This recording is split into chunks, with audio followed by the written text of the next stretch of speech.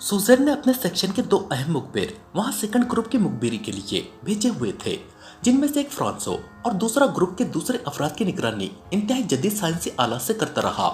उनके मुताबिक अचानक फ्रांसो की कोठी में दो अफराद दाखिल हुए।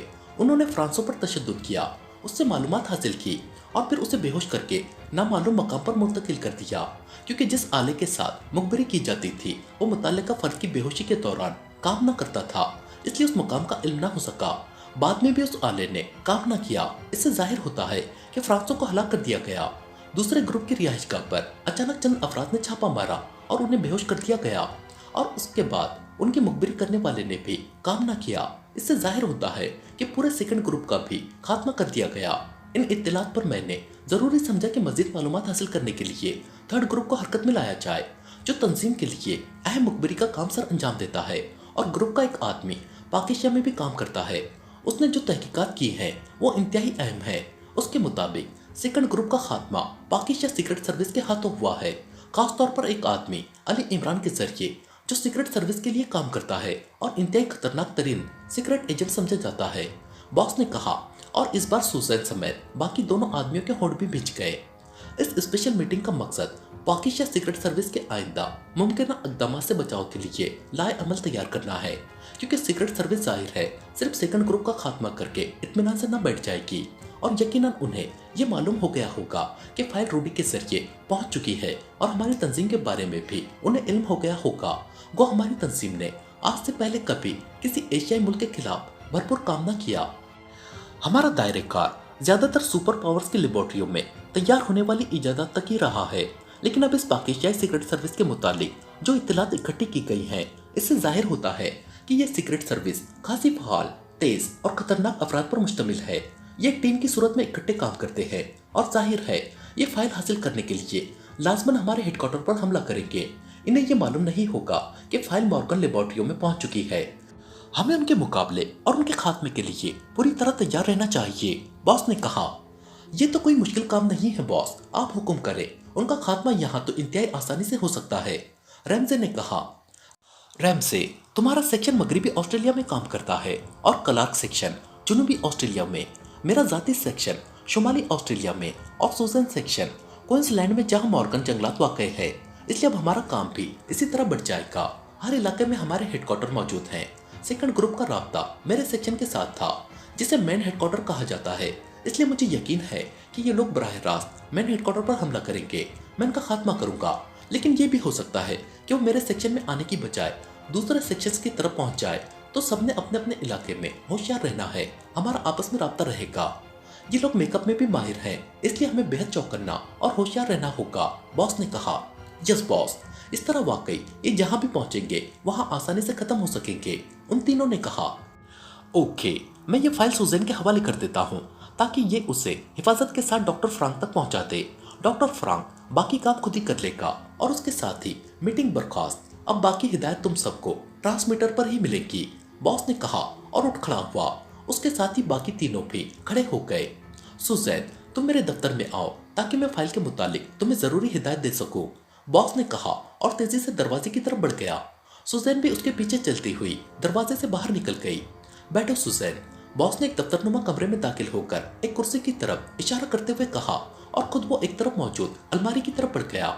उसने अलमारी खोली और उसमें से शराब की दो बोतलें निकालकर उसने दरमियानी मेज पर रखी, और फिर खुद सुजैन के सामने वाली कुर्सी पर बैठ गया। तुम आज रात मेरे पास रहोगी और कल सुबह वापस जाओगी, बॉस ने बोतलें खोलते हुए इंतहाई बेतकल्लुफाना लहजे में कहा। मेरा ख्याल इससे मुख्तलिफ है पीटर, हमें ये फाइल जल्द अज जल्द मॉर्गन पहुंचा देनी चाहिए, इसलिए क्यों ना तुम भी मेरे साथ ही चलो। वो सीक्रेट सर्विस कौन सी एक दो रोज में यहाँ पहुंच जाएगी, सुजैन ने एक बोतल उठाते हुए कहा। जैसे तुम्हारी मर्जी सुजैन, मैं तो तुम्हारी कोई बात टाल ही नहीं सकता। मैं तो चाहता हूँ तुम वो जंगल छोड़कर मुस्तकिल मेरे पास आ जाओ, ताकि मुझे बार बार वहाँ तुम्हारी खातिर जंगल में ना जाना पड़े, पीटर ने बोतल से शराब का घूंट लेते हुए कहा, और सुजैन हंस पड़ी। बस तुम्हारे और मेरे दरमियान हमेशा इसी बात पर इख्तिलाफ रहता है। मुझे जंगल की लाइफ पसंद है और तुम्हें शहरी, सुजैन ने हंसते हुए कहा, और पीटर भी हंस पड़ा। बात तो तुम्हारी ठीक है सुजैन, लेकिन मैं ज्यादा देर तक शहरी सहूलियात के बगैर जिंदगी नहीं गुजार सकता, जबकि तुम जंगल में इस तरह रहती हो जैसे जंगली शेरनी रहती है। तुम्हें किसी चीज की परवाह ही नहीं होती, पीटर ने हंसते हुए कहा। इस तरह जिंदगी गुजारने में तो असल लुत्फ है पीटर, हर किस्म के तकल्लुफात से आजाद जिंदगी। यहाँ तो आदमी इन सहूलियत का गुलाम बनकर रह जाता है। अब देखो यहाँ आकर मुझे किस कदर भारी लिबास पहनना पड़ रहा है, जिससे मुझे मुसलसल उलझन हो रही है, जबकि वहाँ मैं सिर्फ इंतहाई हल्का और मुख्तसर लिबास इस्तेमाल करती हूँ। सुजैन ने जवाब दिया, वैसे एक बात है, इस लिबास में तुम्हारी दिलकशी इस कदर बढ़ जाती है कि मुझे हैरत है कि वहाँ के लोग तुम्हें बर्दाश्त कैसे करते हैं, वरना मैं तो हकीकतन तुम्हें इस लिबास में देखकर पागल हो जाता हूँ, पीटर ने कहा और सुजैन हंस पड़ी। शुरू में तुम्हारी तरह हर आदमी पागल होने लगा था, लेकिन जब इन पागलों के सीनों में मेरी मशीन गन की गोलियों ने छत्ते बनाने शुरू कर दिए तो उनका पागलपन हमेशा के लिए गायब हो गया। अब वो लोग मुझसे इस तरह डरते हैं कि जैसे मैं कोई खुदाई कहर हूँ, सुजैन ने मुस्कुराते हुए कहा। अरे हाँ, वाकई मैंने भी महसूस किया है कि वो लोग तुम्हारी तरफ नजरें उठाकर भी बात नहीं करते। मैं तो यही समझता रहा कि ये इंतहाई बज़ौक़ लोग हैं। ये तो मुझे अब मालूम हुआ है कि बज़ौक़ नहीं बल्कि खौफ के मारे तुम्हें नजर उठाकर भी नहीं देखते, पीटर ने हंसते हुए कहा और सुजैन भी मुस्कुरा दी। बस अब इतनी ही शराब काफी है, वरना तुमने ज्यादा पी ली तो फिर मुझे लाजमन यहाँ रात रहना पड़ेगा, जो मेरे लिए बोरियत का बास भी हो सकती है। इसलिए उठो, रात पड़ने तक हमारा सुपर जेट खुसूसी हेलीकॉप्टर पॉइंट तक पहुंच जाएगा, सुजैन ने उठते हुए कहा और पीटर भी सर हिलाता हुआ उठ खड़ा हुआ। मास्टर, इन सब के दांतों में ये बटन मौजूद थे। कमरे में दाखिल होते ही जवाना ने इमरान से मुखातिब होकर कहा और साथ ही उसने हथेली पर रखे हुए बहुत से बटन उसे दिखाए। ओ, ये तो टेलीव्यू बटन लगते हैं, इमरान ने चौंक कर कहा और फिर उसने एक बटन उसकी हथेली से उठाया और उसे गौर से देखने लगा। मुझे पूरी चेकिंग करनी पड़ेगी, मैं अभी आता हूँ, तुम इस दौरान इन्हें होश में ले आओ, इमरान ने कहा और फिर मुड़कर तेज तेज कदम उठाता दरवाजे से बाहर निकल गया। उसका रुख राना हाउस के तहखानों में बनाई गई उस लेबोरेटरी की तरफ था जो उसने इस किस्म की रिसर्च और चेकिंग के लिए जाती तौर पर बनाई हुई थी।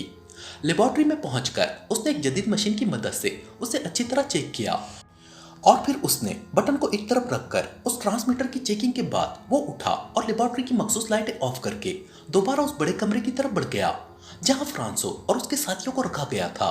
इमरान फ्रांसो की रिहाइशगाह से सीधा अपने फ्लैट गया था ताकि फोल्डर और उसके साथियों को भी राना हाउस पहुंचा दिया जाए, तो तब वो वहां जाए और जब ब्लैक जीरो ने उसे बता दिया कि सीक्रेट सर्विस का छापा कामयाब रहा है और उस कोठी से 8 अफराद को बेहोश करके राना हाउस पहुंचा दिया गया है, तब वो राना हाउस पहुंचा था।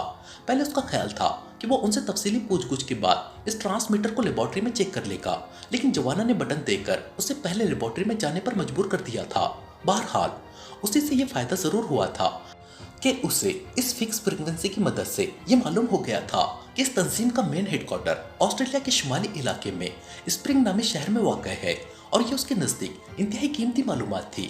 उसके साथ साथ बटन की चेकिंग से उसे मालूम हो गया था कि इस बटन के जरिए उनकी खुफिया मुखबिरी की जाती थी, लेकिन ये बटन इंसानी खून की तेज रफ्तारी के साथ ही काम करते थे, इसलिए जो लोग उसके रिसीविंग सेट पर होंगे उन्हें बहरहाल ये मालूम हो गया होगा कि इन लोगों को अगवा कर लिया गया है। लेकिन चूंकि बेहोशी के दौरान खून का दौरान इंतहाई सुस्त हो जाता है, इसलिए उसके बाद इस बटन ने काम न किया होगा, इसलिए वो मालूम न कर सके होंगे कि उन्हें वहां से राना हाउस शिफ्ट कर लिया गया है। उसके बावजूद उसने बड़े कमरे में जहां ये लोग मौजूद थे दाखिल होने से पहले जोसेफ को राना हाउस का हिफाजती निजाम ऑन करने का कह दिया था। बड़े कमरे में इस वक्त 10 अफराद बेहोशी के आलम में बंधे हुए कुर्सियों पर बैठे हुए थे, जिनमें से एक फ्रांसो था जिसे इमरान बजाते खुद पहचानता था, मगर उसने फोल्डर को भी आसानी से पहचान लिया था क्योंकि उसकी मखसूस निशानी आधा कटा हुआ कान साफ दिखाई दे रहा था। इस आधे कान कटे को होश में ले आओ जवाना, इमरान ने कमरे में मौजूद जवाना को फोल्डर की तरफ इशारा करते हुए कहा और जवाना ने जेब से नीले रंग की एक शीशी निकाली और फोल्डर की नाक से लगा दी। चंद लम्हों बाद उसने शीशी हटाई और उसका ढक्कन बंद करके उसे जेब में डालता हुआ पीछे हट आया। इमरान समझ गया था कि ब्लैक जीरो ने पहले ही जवानों को फोन करके बता दिया होगा कि उन्हें किसी गैस की मदद से बेहोश किया गया है और किस चीज से इन्हें होश आ सकता है, इसलिए जवाना ने इसका तोड़ पहले ही जेब में डाल रखा था। क्या इस फ्रांसो को भी कोई गैस सुंघाई थी तुमने, इमरान ने जवाना से पूछा। नहीं, ये तो जिस तरह आया था उसी तरह बंधा हुआ है, चीफ ने अलबत्ता इन बाकी अफराद के मुतालिक मुझे बता दिया था, जवाना ने जवाब दिया और इमरान ने इस्बात में सर हिला दिया। उसी लम्हे फोल्डर के हलक से कराह निकली और उसके साथ ही फोल्डर की आंखें एक झटके से खुल गई। मैं कहाँ हूँ, फोल्डर ने होश में आते ही लाशऊरी अंदाज में इधर उधर देखते हुए कहा और फिर उसका चेहरा तेजी से बिगड़ता गया क्योंकि अब वो सूरत हाल को समझ गया था।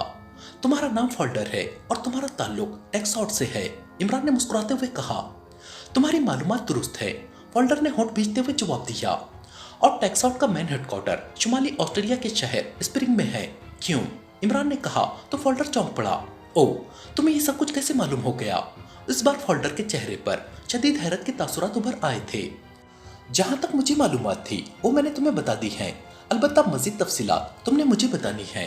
तुमने मुझे बताना है कि स्प्रिंग में तुम्हारा हेडक्वार्टर कहाँ है और तुम्हारे बॉस का क्या नाम है और फाइल कहाँ रखी गई होगी, इमरान ने कहा। फाइल? कैसी फाइल? फोल्डर ने चौंक कर कहा। जीरो फाइल, जो तुमने एजी रजा की मदद से वजारत साइंस के खुसूसी रिकॉर्ड रूम से चोरी की और फिर उसे होटल इंटरनेशनल में जाकर फ्रांसो के हवाले कर दिया और फ्रांसो ने यह फाइल ऑस्ट्रेलिया सिफारत खाने के सेकंड सेक्रेटरी रूडी के हवाले कर दी और रूडी इस फाइल को लेकर ऑस्ट्रेलिया पहुंच चुका है, इमरान ने जवाब दिया। तो फोल्डर के चेहरे पर मौजूद हैरत के तासुरात में और ज्यादा इजाफा हो गया। कमाल है, तुम तो ऐसे बात कर रहे हो जैसे तुमने सारे वाकयात की बाकायदा फिल्म देखी हो, फोल्डर ने मुंह बनाते हुए कहा। बस मेरे पास इतनी ही मालूमात थी और मैंने इसलिए बता दी है ताकि तुम्हें मालूम हो सके कि मैं किस किस्म की मालूमात किस अंदाज में पूछना चाहता हूँ, इमरान ने मुस्कुराते हुए जवाब दिया। मुझे कुछ मालूम होगा तो बताऊंगा, मैं तो एक छोटा सा कारकुन हूँ, मुझे तो उल्टा तुम्हारी मालूमात पर हैरत हो रही है, फोल्डर ने कहा। जवाना, इमरान ने मुड़कर एक तरफ खड़े जवाना से मुखातिब होकर कहा।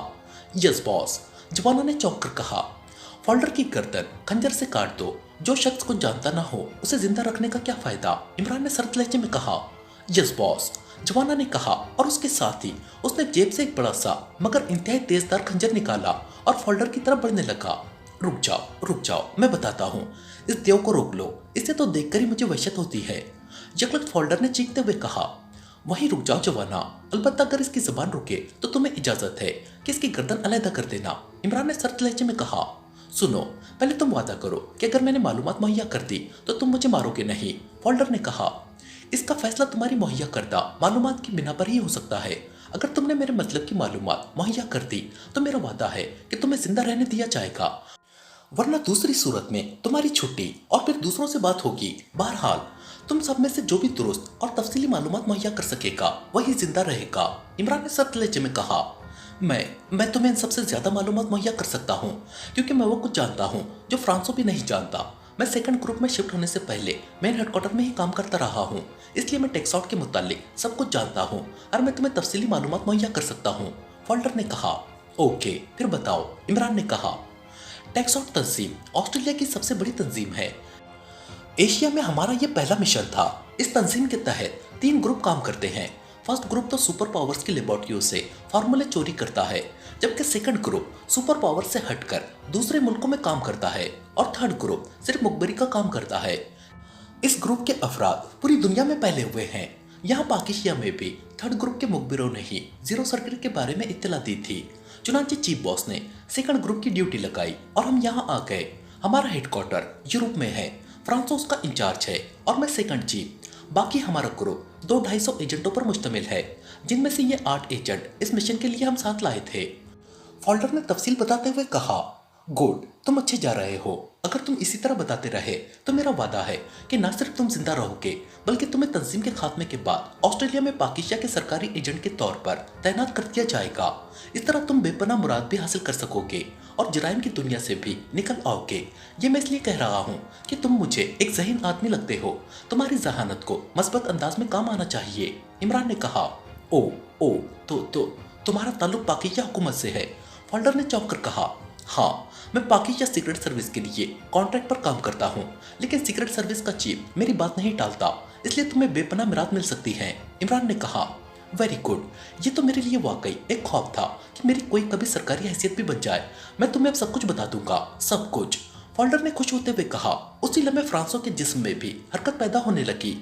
इसे दोबारा बेहोश कर दो जवाना, इमरान ने जवाना से कहा और जवाना बिजली की सी तेजी से होश में आते हुए फ्रांसो की तरफ बढ़ा। दूसरे लम्हे फ्रांसो की सीधी होती हुई गर्दन पर जवाना का भरपूर मुक्का लगा तो एक झटके से फ्रांसो की गर्दन दोबारा ढलक गई। मैंने इसे इसलिए दोबारा बेहोश कर दिया है ताकि इसे मालूम ही ना हो सके कि तुमने क्या बताया है और क्या नहीं, इमरान ने मुस्कुराते हुए फोल्डर से मुखातिब होकर कहा। शुक्रिया। टेक्सॉट तंजीम के चीफ बॉस का नाम पीटर है। इसके 4 सेक्शंस है। मेन सेक्शन का चीफ पीटर है, इसका हेडक्वार्टर स्प्रिंग में है।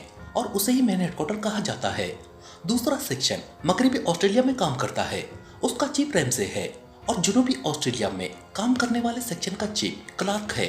और सबसे अहम सेक्शन क्वींसलैंड में काम करता है, उसकी चीफ सुजैन है। यहाँ असल में कोई बाकायदा सेक्शन नहीं है, बल्कि मॉर्गन के इलाके में जहाँ इंतहाई घने जंगलात हैं, मॉर्गन के इन्हीं खतरनाक और घने जंगलात में जेर जमीन टेक्सॉट की इंतहाई जदीद तरीन लेबॉर्ट्रियाँ कायम हैं, जहाँ नत नए हथियार तैयार होते रहते हैं, जिन्हें तंजीम मुख्तलिफ ममालिक को फरोख्त करके खतीर रकम कमाती है।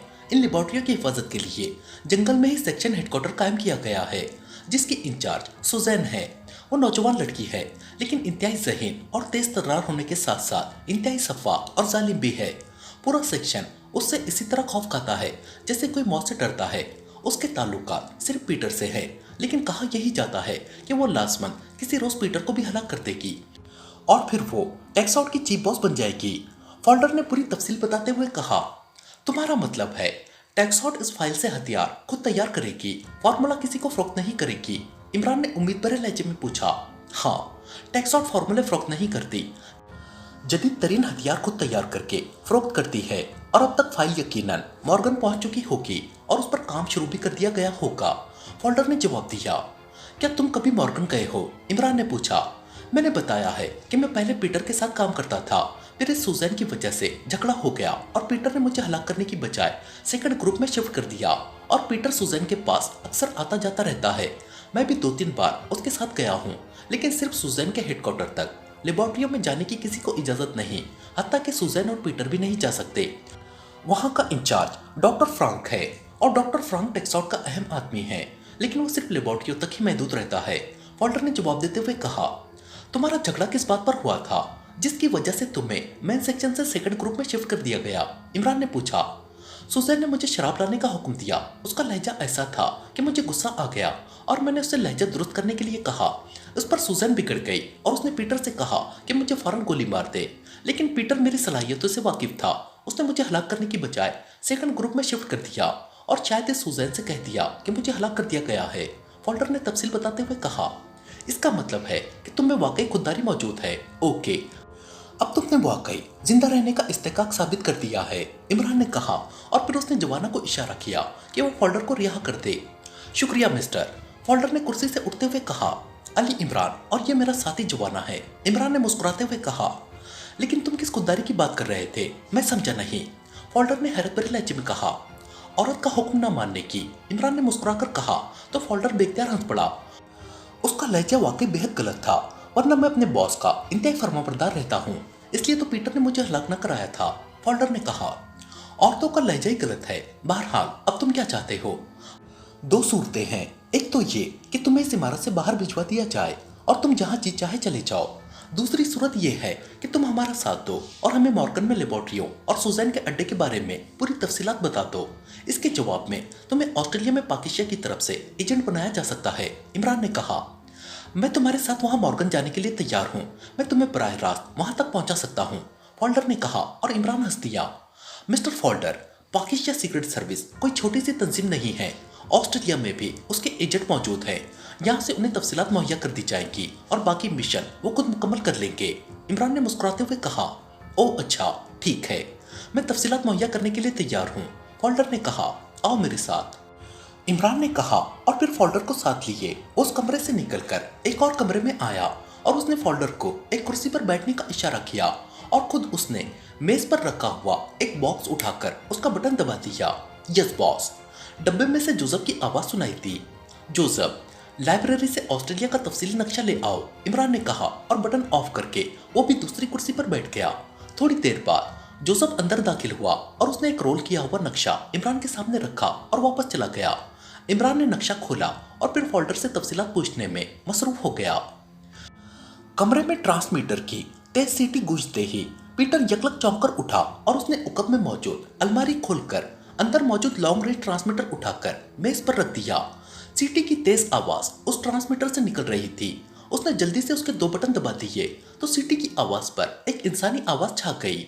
Hello hello, folder calling chief boss, over. Folder की आवाज सुनते ही पीटर के चेहरे पर यकलक मसरत के आसार छा गए। Yes, chief boss attending you folder, तुम जिंदा हो, ओवर। पीटर ने तेज लहजे में कहा। यस बॉस, और आपको एक अहम तरीन इत्तला दे रहा हूँ। मेरे अलावा पूरा second group Pakistan secret service की ग्रिप में आ चुका है। ओवर। फोल्डर ने कहा, मुझे मालूम है, लेकिन मुझे तो यही रिपोर्ट मिली है कि तुम भी उनके हाथ लगकर हलाक हो चुके हो। ओवर। पीटर ने कहा, बॉस, उन्होंने मुझसे पूछगछ की और मुझे उन्होंने कहा कि अगर मैं उन्हें पूरी तफसीलात बता दूं तो वो मुझे जिंदा जाने देंगे। मैं चूंकि उनकी गिरफ्त में फंसा हुआ था, इसलिए मैंने उन्हें गलत तफसीलात बताकर अपने आप को बचा लिया है, और वो अहमक मेरी तफसीलात को दुरुस्त समझकर खुद ही जाल में आ फंसेंगे। इस तरह मैंने उनके खात्मे का और अपनी जान बचाने का काम इकट्ठा ही कर दिया है। ओवर। फोल्डर ने कहा, कैसी तफसीलात? ओवर। पीटर ने बुरी तरह चौंकते हुए कहा, बॉस, मैंने उन्हें टेक्सआउट के बारे में तफसीलात बतानी चाहिए, लेकिन वो पहले से उसकी सेक्शंस और उनके सेक्शन चीफ्स के नाम जानते थे, हत्ता कि उन्हें आपके नाम का भी इल्म था। वो मुझसे मॉर्गन में सुसैन के अड्डे के बारे में और लेबोरेटरियों के बारे में तफसीलात जानना चाहते थे। उन्हें यह भी मालूम था कि मॉर्गन सेक्शन के इंचार्ज सुसैन है। सिर्फ उन्हें घने जंगलात के अंदर अड्डे की सही निशानदेही चाहिए थी, और उन्हें यह भी मालूम था कि मैं आपके साथ काम करता रहा हूँ और आपके साथ मॉर्गन भी गया हूँ। मैंने उन्हें उस अड्डे और जोन की निशानदेही करने की बजाय जोला जोन की निशानदेही कर दी। इस तरह अब वो बराह रास्त जोला जोन पहुंचेंगे, जहां से जाहिर है वो किसी सूरत भी बचकर वापस ना आ सकेंगे। ओवर। फोल्डर ने कहा, क्या पाकिस्तान सीक्रेट सर्विस वहां खुद पहुंचेगी? ओवर। पीटर ने होठ चबाते हुए कहा, उन्होंने मुझे तो यही कहा है कि ऑस्ट्रेलिया में उनके एजेंट ये काम करेंगे, लेकिन मुझे यकीन है कि यहाँ से ही कोई टीम वहाँ पहुँच जाएगी, और यकीनन उस टीम का इंचार्ज वही नौजवान अली इमरान होगा जिसने मुझसे पूछगछ की है। वो इंतहाई ज़हीन और तेज आदमी है। ओवर। फोल्डर ने कहा, तुम अब कहाँ से बोल रहे हो? ओवर। पीटर ने पूछा, मुझे उन्होंने रिहा कर दिया तो मैं थर्ड ग्रुप के टेरी के पास पहुंच गया। टेरी को मैं ज़ाती तौर पर जानता हूँ, वो मेरा दोस्त रहा है और अब भी हमारे दरमियान बातचीत होती रहती थी, इसलिए मुझे उसके अते पते का इल्म था और वहीं से आपको कॉल कर रहा हूँ। ओवर। फोल्डर ने जवाब दिया, टेरी मौजूद है। ओवर। पीटर ने कहा, यस बॉस। ओवर। फोल्डर ने जवाब दिया, हेलो चीफ बॉस, मैं थर्ड ग्रुप का टेरी बोल रहा हूँ। ओवर। एक और आवाज उभरी, स्पेशल कोड बताओ अपना। ओवर। पीटर ने इंतहाई सख्त लहजे में कहा, 0430। ओवर। टेरी ने जवाब दिया, ओके ठीक है, मैं थोड़ी देर बाद तुम्हें मजीद हिदायत दूंगा, मेरी कॉल का इंतजार करो। Over and all. पीटर ने कहा, और फिर ट्रांसमीटर का बटन ऑफ करके उसने तेजी से उस पर एक और फ्रीक्वेंसी एडजस्ट करनी शुरू कर दी।